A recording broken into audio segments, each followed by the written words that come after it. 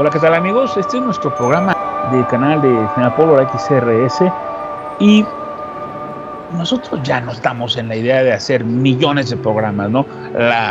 Realmente el plan que tenemos es cuando pasa algo fundamentalmente importante, algo que valga la pena comentar, pues reunirnos, ¿no? Pero reunirnos con gente que aporte mucho. En este caso yo tengo tres invitados de lujo. Estamos hablando de el grandioso siempre, don Carlitos Slim. ¿Cómo estás, hermano? Pues bien, gracias y gracias por ese calificativo. Eh, Les doy las buenas tardes, buenas noches a todos los que nos van a escuchar y ver, general. Y pues encantado de estar con ustedes, departiendo con todos nuestros radioescuchas y televidentes en estos interesantes programas, general. Como tú lo has dicho, ¿no? A través de México y alrededor del mundo, también nos acompaña Don Istarri. Hola general, buenas tardes. Hola don Carlitos, hola Jesús, buenas tardes a todos. Saludos. Y Saludos. no por ser el último, tenemos también el chico maravilla, Don Jesús Alan Porra. ¿Cómo está, Don Jesús? Hola, hola, general Carlitos, Istarri. Pues muy bien, aquí ya alistándonos pues para esto y pues agradeciendo que nos acompañen pues en este tema tan polémico, un poquito controversial y pues, híjole, tiene su encanto, ¿no? Bueno, verán una cosa. Yo leí un libro increíble que se llama Los Constituyentes. Cuando se redactó la Constitución en Querétaro, el presidente Carranza venía prácticamente cada semana a Querétaro. A veces se quedaba en Querétaro durante mucho tiempo. Hay fotografías donde llevaba a todos los constituyentes a la Cañada, que es en aquel momento un balneario, un lugar, y les hacía carnitas y traía señoras que hacían tortillas. Era un deleite. Este libro de los constituyentes habla de un escriba, una de las personas que se dedicaban a escuchar los acuerdos y a escribir eh, cada uno de los artículos. Había varios escribas. Pero no creamos que se sentaron y tenían predefinidas las cosas. En la Constitución mexicana del 17 se peleó cada coma, cada acento. Hay artículos como el 123 que tardaron meses en ponerse de acuerdo.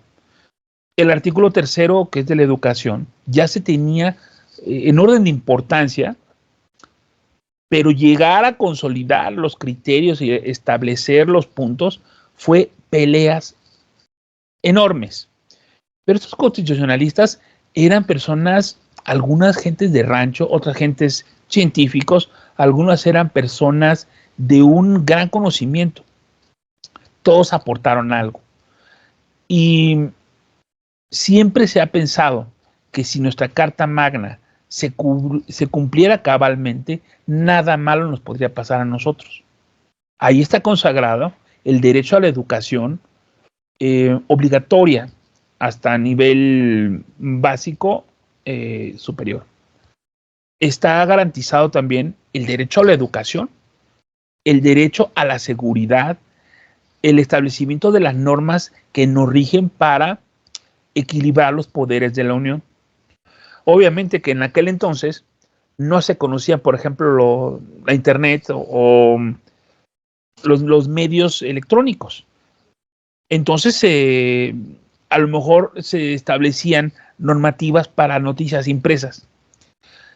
Pero los constituyentes fueron listos para poder establecer situaciones abiertas que pudieran actualizarse. Dejaban muy genéricos los temas. De tal forma que cuando ellos hicieron el artículo tercero, por ejemplo, no existía la SEP. La SEP se hizo hasta 1932, me parece. Definitivamente, la separación de poderes se vislumbró desde entonces, estableciendo claramente cuotas de de los distintos partidos para que ningún partido fuera predominante en su criterio sobre los demás. Sin embargo, durante 70 años, un partido fue predominante.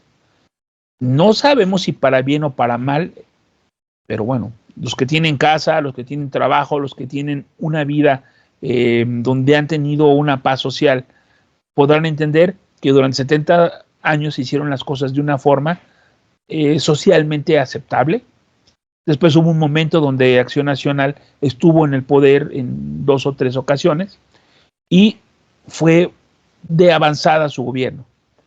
Pero como en todas las situaciones y cosas, en esta época la izquierda está tomando un poder que no visualizábamos como si fuera algo de la modernidad, sino veíamos como una situación del pasado, un pasado remotamente convulsivo, porque donde gobernó la izquierda hubo muertos, hubo hambrunas y hubo una desazón social. En relación a la llegada de la izquierda a todos los poderes, les pido un breve comentario a todos, comenzando por nuestro querido Chico Maravilla, Jesús Alan Porras. Así es, general. Pues bueno, creo que la llegada de la izquierda se debe más que nada por una cuestión un tanto de, pues, discurso, ¿no? Es muy bonito estar escuchando y va a haber bien para la gente, y va a haber esto, y va a haber aquello. No, es un discurso, yo me atrevo a decir, mucho que está disfrazado, ¿no? Es políticamente una forma de decirle a la gente lo que quiere escuchar. Se puede decir un poco de cuestión de masas, ¿no? Pero bueno, lastimosamente y muy, muy a las malas, la gente se ha dado cuenta de que este discurso se queda ahí, siendo únicamente pobreza, ¿no? Otra de las cosas que se han visto es que el Estado se ha vuelto como este ente, pues, omnipotente, ¿no? E incluso muchos llegan a defenderlo y al grado de estar viviendo de ello, caso como el que vemos en Argentina y que a muchos les pesa y que muchos se molestan al ver un cambio de política, y lo vemos a lo mejor en otros países, y México está empezando a tener mucho este tipo de ideales, al grado que, pues bueno, acabamos de ver lo que sucedió con Teresa Castel y cómo lentamente se ha ido transformando en una causa obrera a una causa de minorías. Entonces, hablamos también que existe una transformación de los movimientos y los ideales de la izquierda, que han jalado de una forma muy, muy fuerte un péndulo, y las consecuencias se están empezando a ver. Sí, bueno, el problema con la izquierda es que en general sus políticas acaban siendo nefastas. Aunque tenga las mejores intenciones y aunque en la teoría va a generar progreso, va a generar bienestar, al final del día y conforme el tiempo pasa, se observa que sus políticas son nefastas. Esto ha ocurrido pues prácticamente en todo el mundo. Y sí, lo que estamos viviendo hoy es como la mayor putrefacción de la izquierda, no en México, sino en el mundo, que es una izquierda posmodernista. El calificativo de progresista degeneró en progre, y últimamente en woke, es decir, en querer cancelar a quien no piensa como yo. En eso ha derivado la izquierda, que es como la putrefacción de todos esos supuestos ideales que, como digo, al final del día acaban siendo nefastos para cualquier sociedad. Eso es lo que yo puedo opinar. General, pues hablar de izquierda en el caso de López Obrador y la 4T, pues es retroceder más de 100 años en la organización del Estado, en los temas constitucionales, porque yo recuerdo perfectamente que López Obrador, y lo sigue diciendo, que es una modificación de artículos antipopulares del periodo neoliberal. Entonces, lo que estamos observando es un individuo que sigue con el tema muy fijo del comunismo y el capitalismo, pero recordemos que en aquel entonces, bueno, pues no era un periodo neoliberal. Lo que sí es cierto y en esto sí voy a hacer hincapié. Es un dato que precisamente ayer obtuve con un politólogo muy conocido en el occidente del país, Eric David Lobo, quien dice que desde el 1917 hasta 2016, pues se ha parchado o reformado la Constitución 650 veces con modificaciones textuales, más de 225 decretos de enmienda, es decir, más del 80% de la Constitución original, pues está enmendada. Es, en palabras claras, la Constitución más parchada de todo el mundo, porque cada presidente pues le hace sus reformas porque es un instrumento político, y en el caso de López Obrador, pues ya había esbozado desde el 2019, pues que le iba a cambiar, ¿no?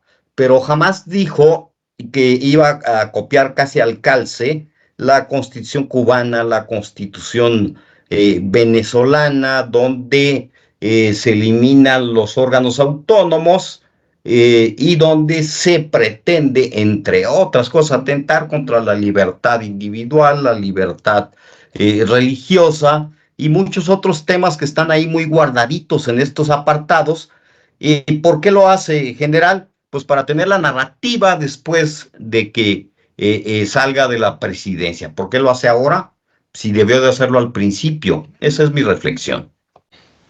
Yo quiero llamar la atención al respecto de la coyuntura que estamos viviendo ahorita.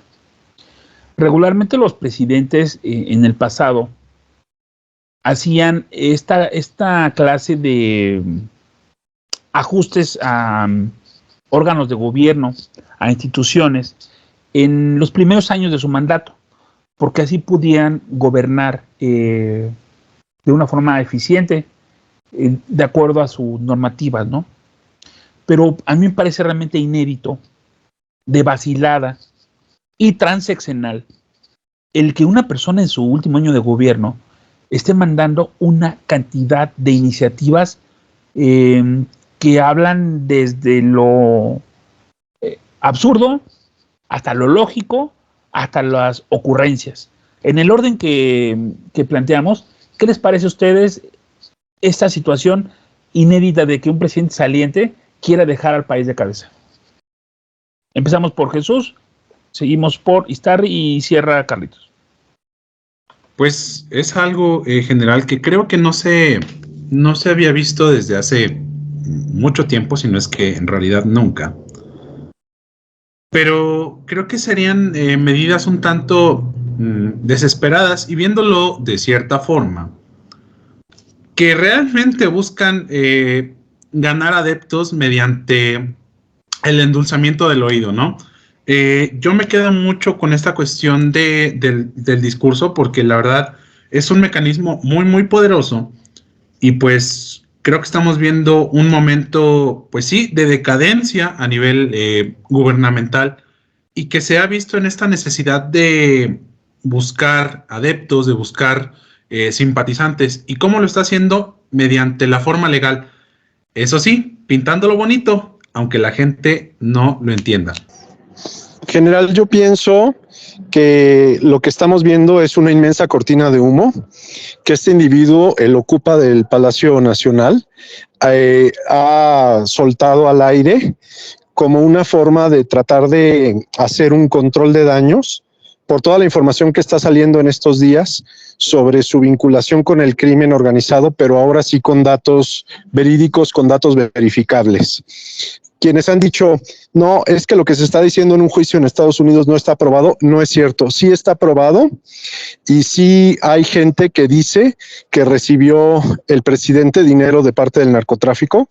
Lo que sucede es que los propios gringos dejaron que esa bomba se desactivara con el tiempo y que ya no tuviera efecto para juicio, para efectos de un juicio, para efectos legales, pero es 100% verídico. Y esta es apenas la primera estocada de, me imagino, muchas que vamos a estar viendo de parte del gobierno de Estados Unidos hacia ya saben quién, porque lo están viendo como un gran peligro para las inversiones estadounidenses en México, por ejemplo. Eso es lo que yo pienso. Sí, gracias, general. Bueno, aquí hay un punto de inflexión que vale la pena recordar. Ya dijimos que vienen las elecciones en junio próximo y se trata de unas reformas meramente electoreras. ¿Por qué? Pues 9 de ellas, sobre todo las que tienen que ver con pensiones, entre otras, pues son inviables económicamente. Es decir, la 4T y AMLO en lo particular, pues no han hecho prácticamente nada durante estos ya casi 6 años, el sexenio casi completo, y pretende, como bien decía Istarri, endulzarle el oído a los votantes con la esperanza de una pensión que quizá jamás llegue. ¿Por qué? Pues no hay dinero. Son absurdos todo lo que plantea. Y por principio de cuentas, la desaparición en paquete de todos los organismos de defensa del ciudadano. Estamos ante un individuo que pretende institucionalizar un maximato en el sentido, pues, general de imponer a alguien y él llevar la batuta. Si sigue manipulando el tema de las reformas, pues le da para varios años para seguir manipulando la agenda en el remotísimo caso de que gane esta señora Sheinbaum, la persona extranjera de origen búlgaro que quiere ser presidenta. Y yo veo esa coyuntura. Igual, pienso que pretende apoderarse de la narrativa política para difuminar efectivamente el tema de su liga con el narcotráfico y de esos ya casi 200 millones de hashtag del narcopresidente en general. Bueno, nos está llevando los comentarios por unos terrenos bastante abismales. Una sábana con las propuestas que este pinche viejo está desarrollando. Algunas son albazos, otras son ocurrencias y muchas de ellas carecen de un sustento posible. No se ve que vayan a pasar en este sexenio, pero el simple hecho de proponerlas nos hace pensar que este país cambiará de una forma muy dramática en el caso de que estas personas vayan a quedar en el gobierno, como es su plan con la señora Sheinbaum, que por cierto, según Carlitos Slim y según investigaciones desarrolladas, pues es de origen, me parece, de este europeo, ¿no? De Letonia o Ratonia. Sin embargo, pues ellos sería la primera presidenta que no nacida en México, lo cual pues revienta cualquier tipo de situación. Yo voy a hablar de una y el que sigue dice la que quiera, ¿no? Reconocimiento a los pueblos indígenas y afroamericanos. Me parece que esa situación es de la situación de cumplimiento de la ley, más de elevarlo a otro tipo de niveles. Obviamente se ve que esta persona quiere sacudir a los afroamericanos para que voten por él y a los indígenas, pero el Instituto Nacional de los Pueblos Indígenas existe. Y los pueblos afroamericanos que se dan en Guerrero sobre todo y en parte de Veracruz están integrados a la sociedad. Tal vez no tienen las mismas oportunidades que nosotros, pero esto se debe a que los gobiernos no han tenido una visión de apoyo directamente sobre de ellos. Garantizar la pensión de adultos mayores es otra promesa de campaña que tiene que aumentarse de acuerdo a la inflación.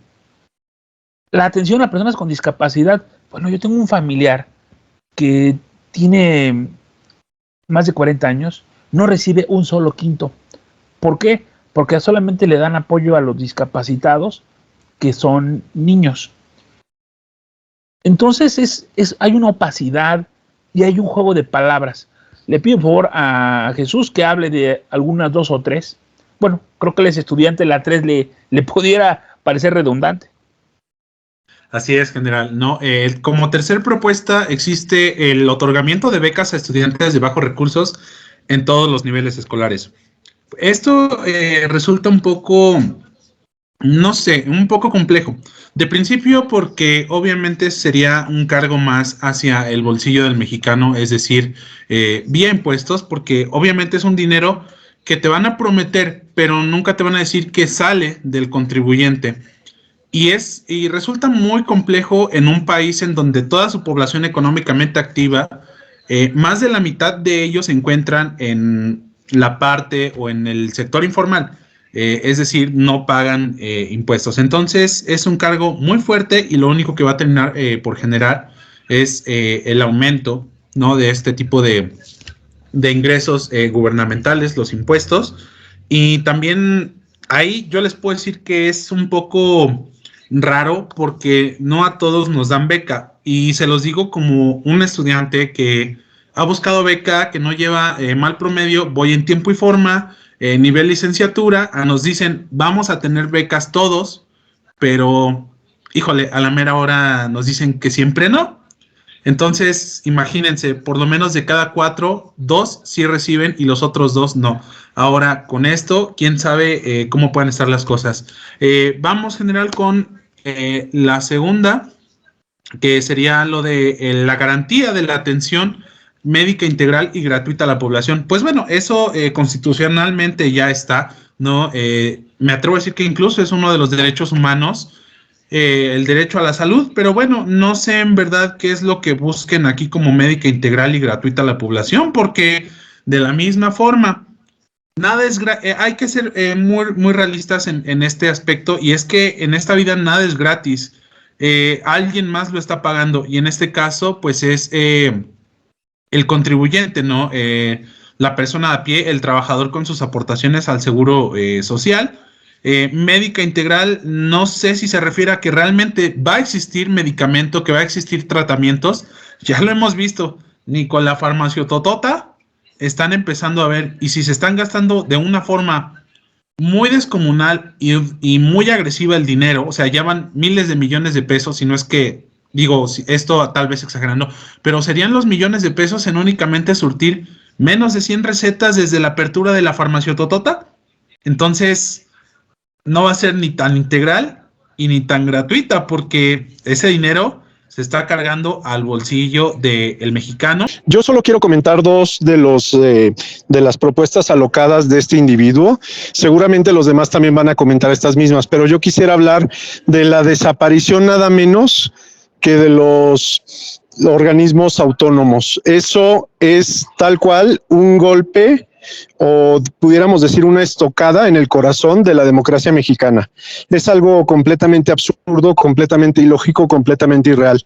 Y cuando dice que le va a otorgar una pensión al 100% a las personas que tengan ingresos menores de 17,000 pesos, el presupuesto del Estado mexicano no alcanza para eso. Es otra cosa completamente irreal, que a mí se me hace una gran falta de respeto y una, digamos, burla que los partidos de oposición hayan dicho que se van a prestar al juego de discutir esa estupidez. No, bueno, en general todos son un absurdo, todos traen la marca de la bestia, en el sentido de que son inviables. Nueve de estas reformas que tienen que ver con el tema económico, pues son inviables. Entre ellas, la de hacer equivalente el salario mínimo por encima de la inflación, las pensiones en general que pretende dar a diestra y siniestra, que no tienen fondos, pero dice que va a sacar los fondos de las ganancias de las industrias de la Secretaría de Marina y la Defensa Nacional, como son el Chaifa y el Tren Maya, entre otras, que pues no tienen utilidades. Entonces está jugando el dedo en la boca a la población en general porque sencillamente no hay dinero para poderlas aplicar.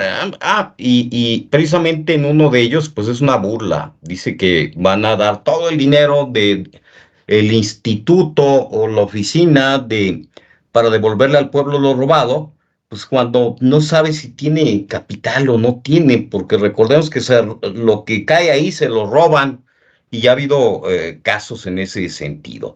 Entonces me parece, y vuelvo al mismo punto, que solo le está endulzando el oído, pues a los que quieren escuchar. ¿Cómo quiere pagar 16,000 pesos? Que digo, ojalá y fuera viable, que a marinos, enfermeras y maestros, y por encima de la inflación, y ahora recula y dice que cuando te retires, pues van a estandarizar nada más el retiro en 16,000 y tantos pesos. A este presidente no se le puede creer, son puros absurdos totales lo que está señalando. Me quedo con el punto 20, eliminar los organismos autónomos.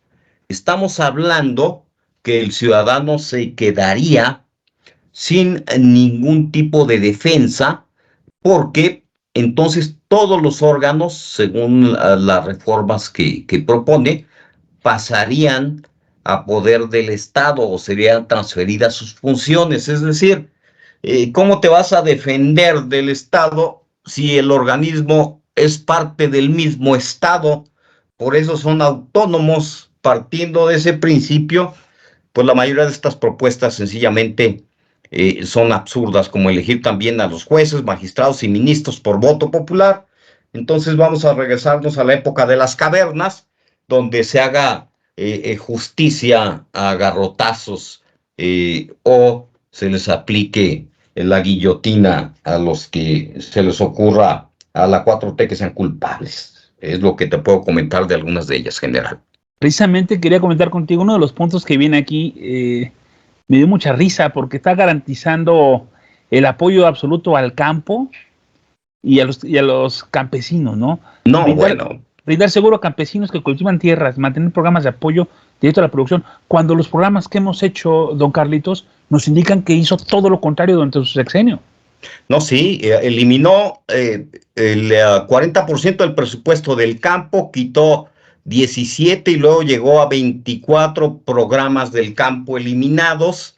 No hay ningún apoyo, cero apoyos para el campo, están sembrando con las uñas, se va a producir menos 60% maíz este año. Yo creo que vamos a tragar piedras los mexicanos seguramente, o maíz gringo transgénico del que no quiere que se siembre. Entonces es un absurdo, es decir, hace una cosa, destruye el campo y luego dice que les va a brindar seguro a los campesinos, pero pues esto huele más general a un tipo de socialismo chavista o cubano, donde si votas por el tirano, pues te dan tu tarjetita y te meten al seguro y te dan sus 6,000 pesos al mes y te medio mueres de hambre, pero bien feliz, ¿no? Entonces creo que este es un juego absurdo para las personas que sí pensamos. Ya lo decía la chimoltrufia, como digo una cosa, hago la otra. El hecho de que todos tengamos un teléfono celular, inclusive las señoras que venden tamales, las señoras que venden jugo ahí en la calle, los niños que van a la primaria pública y los niños que van a las escuelas de paga, se debe a que un organismo autónomo hizo que dejara de cobrarnos cantidades exorbitantes por los celulares y por el servicio. Un organismo autónomo se encargó de que dejaran de cobrarnos la clave helada. Acuérdense que para hablar a Estados Unidos nos cobraban 400% de lo que cuesta una llamada. Para llamar de Tijuana a México eran 300 veces el costo de la llamada. Entonces, los organismos autónomos han demostrado que, caray, por ejemplo, la autorización de la vacuna que están ahorita poniendo en farmacias de Alor, farmacias de Guadalajara, se trató porque analizaron cuál era la vacuna que tenía los anticuerpos de la nueva cepa de coronavirus. No le dieron autorización a muchísimas, solamente le dieron a 2 compañías. Es decir, Isaac, los organismos autónomos han demostrado su valía. ¿Por qué desaparecerlos? ¿Qué te imaginas de esto? Pues porque evidentemente este tipo quiere que México sea como una Cuba, como una Venezuela, como una Corea del Norte. Precisamente por eso digo que es una estocada a la democracia. Quiere hacer que todo dependa del gobierno, y con lo que comentas tú de la telefonía, quiere hacer que sus amigotes, sus no empresarios, yo no los llamo empresarios, a alguien como Carlos Slim no lo llamo empresario, sino mercader. Quiere que estos mercaderes del favor político vuelvan a hacerse multimillonarios. Si alguien como Carlos Slim llegó a ser el hombre más rico del mundo, fue precisamente por este tipo de monopolios. Entonces, eso es lo que quiere, esa es la visión de este individuo. No quiere un país democrático, no quiere un país libre, quiere un país completamente sometido, donde el gobierno pueda hacer y deshacer a sus anchas y que nadie le pueda poner un alto. Eso es lo que busca, general. El intentar darle mucho más poder a la Secretaría de Defensa Nacional, ¿tú consideras que tiene que ver con algún temor porque el ejército se le salga del guacal o por qué hacer un mega ejército? No sé si llamarlo temor, pero sí, bueno, es que sí sería un temor de tal vez sufrir una traición, ¿no? Hemos visto que este tipo de estados en donde se han vuelto absolutistas, ¿no? Ahorita retomando un poquito el punto que hablaban sobre la eliminación de los órganos autónomos, y por ahí yo la relacionaría con esta cuestión de la elección de los magistrados por voto popular. Sería prácticamente volver al Estado como el ente más poderoso, ¿no? Volver de nueva cuenta a aquellos, vaya, gobiernos enteramente autoritarios y absolutistas en donde el Estado era la única, vaya, el único juez que existía dentro de una sociedad, ¿no? Y ahora, pues, creo que sí existe cierto temor tanto de las vueltas, ¿no? Que se le vuelquen las fuerzas militares, no se van a querer ir. Están exprimiendo hasta la última gota a los mexicanos. Entonces, híjole, creo que eso sería uno de los causantes. Muy claro, Chico Maravilla. Amigos, les agradezco muchísimo. Yo les invito a todas las personas que nos ven, nos escuchan, que no nos crean la mitad, entren, busquen esta lista, googleen propuestas de reformas. Nosotros brindamos un contexto que nos extraña que en este momento de la historia del sexenio se presenten situaciones que tienen un cariz totalmente transaccional y que es difícil que se aprueben. Pero como dice el río, el dicho, si el río suena, es que agua lleva. El comunicado que sacaron los 23 gobernadores de Morena es que solicitaban que se aprobaran de ipso facto las reformas, las medidas. Los diputados, muchos de ellos ni siquiera leyeron lo que subieron a Congreso. En la Corte Suprema, por fortuna, todavía hay una división donde hay gente razonable contra gente entregada y arrastrada, que son 2 ministras. Nos queda un solo poder independiente.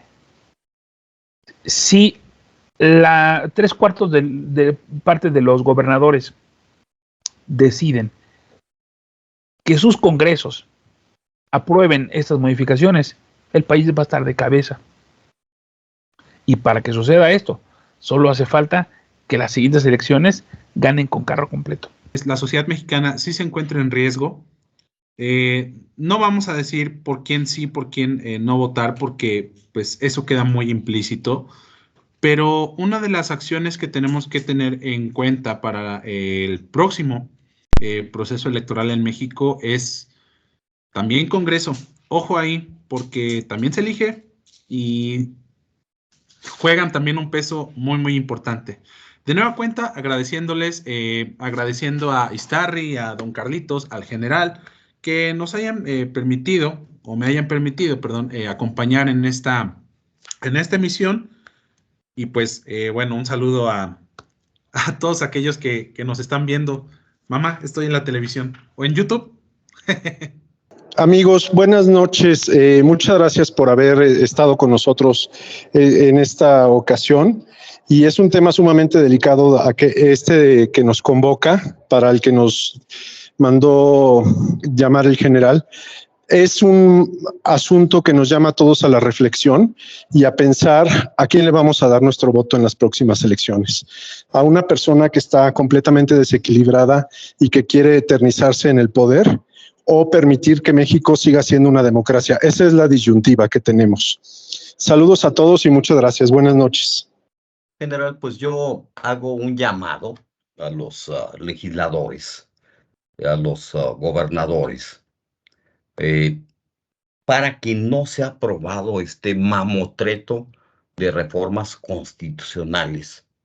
Y preocupa, y debe de preocupar al pueblo de México, que una constitución sea parchada con reformas de corte netamente ya no socialista, sino comunista, donde ahora va implícito que ya no seas propietario de tus bienes, porque por ahí vienen difuminadas algunas cuestiones, como el hecho de que el Infonavit pues ya no va a fabricar, elaborar o construir vivienda, sino que la va a rentar, y si en algún momento determinado pues alguien quiere adquirirla, pues no sabemos en qué va a parar. El hecho es de que es sumamente preocupante para un país como México, que era democrático, que en pleno periodo electoral, pues vengan y nos traten de imponer una constitución netamente comunista. Y lo digo con todas sus palabras. Eso debe de preocuparnos, y por supuesto, como mexicanos debemos de oponernos a quedarnos sin órganos autónomos, a no quedarnos sin propiedad, perdón, y entre otros temas, pues a no darle nuestra autoridad a un Estado autoritario que pretende ahora convertirse, digamos, en el jefe de la nomenclatura rusa para imponer y quitar eh, mandatarios de donde se le antoje, aunque parezca un absurdo. Todos tenemos mucho que perder y algunas otras gentes tienen mucho que ganar. La única alternativa para poder establecer un equilibrio es que se haga notar la sociedad, que salgamos a votar el día que vayamos a votar. No va a ser un ejercicio fácil. No vamos a ir a las 10 de la mañana, al mediodía, y vamos a votar en 10 minutos. Eso se acabó. Esta gente tiene todos los trucos, las mapachadas, lo de formar a todos los primos, sobrinos, parientes para que se hagan colas de 3 cuadras, y cuando lleguemos nosotros con nuestra mamá, digamos, caray, o sea, no traigo ni una gorra, no traigo ni una sillita. Tenemos que hacer un plan, una estrategia, va a ser una jornada de horas, pero si no lo hacemos nosotros, le estamos regalando el país a personas que quieren enviarnos directamente al despeñadero. Amigos, muy buenas noches, Dios los bendiga, muchas gracias. Saludos, por favor, a Walter Gurú Deportes, a querido Manuel Vega, compañero excepcional, a don Raimundo Tenorio, a Carlos López Jones, a Brenda Estefan, a Tere Lagos, a Marí, que hace el rosario en la XRS, en X, como se llama ahora, Twitter, y a las personas que mantienen vivos nuestros canales en Facebook, como Jesús Alan Porras, y estamos en podcast, Spotify, iHeartRadio y en Public Radio, a través de México y alrededor del mundo. Esto es XRS. Muchísimas gracias.